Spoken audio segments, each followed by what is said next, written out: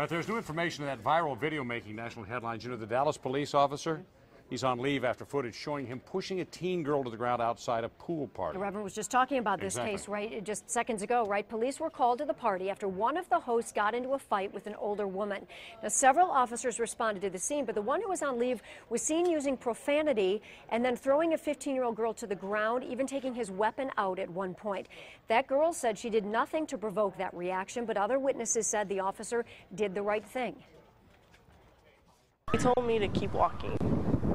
And I kept walking, and then I'm guessing he thought we were saying rude stuff to him, and he grabbed me and he like twisted my arm on the back of my back, and he shoved me in the grass, and he started pulling the back of my braids. Yeah, I think he did what he thought he had to do to control the situation.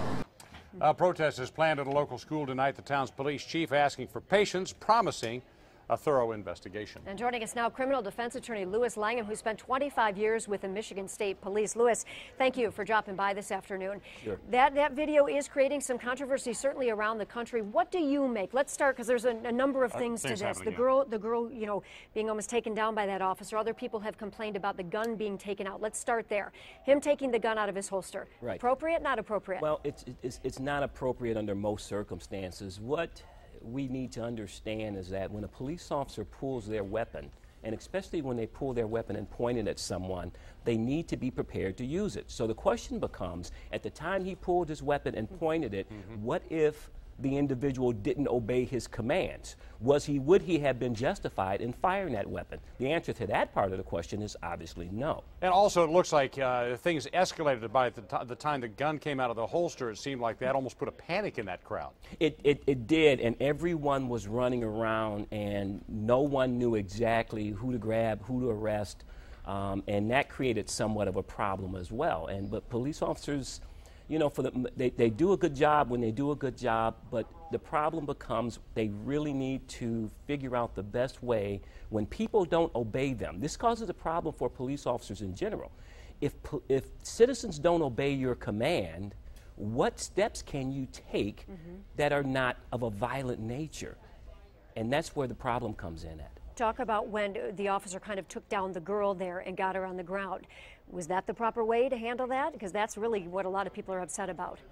I don't know the circumstances behind that, because the police chief there, of course, isn't indicating what it is she did or didn't do, or the police officer as well not being identified. But it could have been appropriate, but it depends on the circumstances. I think that's what we're going to find out in the future. Why was she detained? Why was she taken down? And was that takedown appropriate based on the information that the officer had or what was taking place at the time? And we don't have that information at this time. Yeah, based on the 25 years you spent as a police officer, how do you think you would have handled that situation had you arrived in that same thing? Well, my approach has always pretty much been the same. I'm going to want to talk to people before I start taking action. If it involves me saying, okay, folks, let's just talk about what's taking place here. We need to talk for a minute so things don't get out of control. Tell me what's going on. That forces them to talk back with me by me asking them to talk to me. And it kind of helps diffuse the situation. But a lot of times when police officers arrive, they aren't thinking diffusing a situation. They're thinking, okay, who can I arrest?